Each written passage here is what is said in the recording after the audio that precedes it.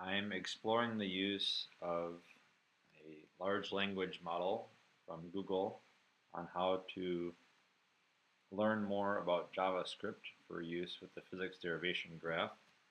So in the blue box here, I typed in a prompt for Gemini and basically wanted to learn more about this snippet that I had found on the internet about calling an API with the fetch command and then displaying that result.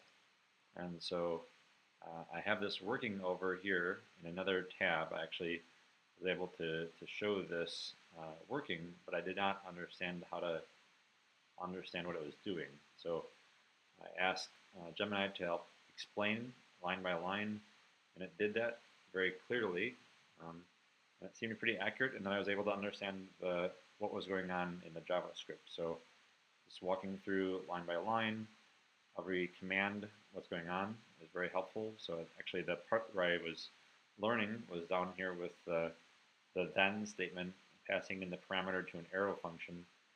And that was pretty neat. And then chaining that together is something that I didn't previously understand. So I actually learned something about JavaScript here from the Gemini large language model. That was pretty helpful. And then, so I wanted to then use that. So I gave the following. I want to take this snippet and now show how to use the output from that fetch command as an HTML page. Then I said, and here's what the answer should look like in this format, display JSON here in the HTML.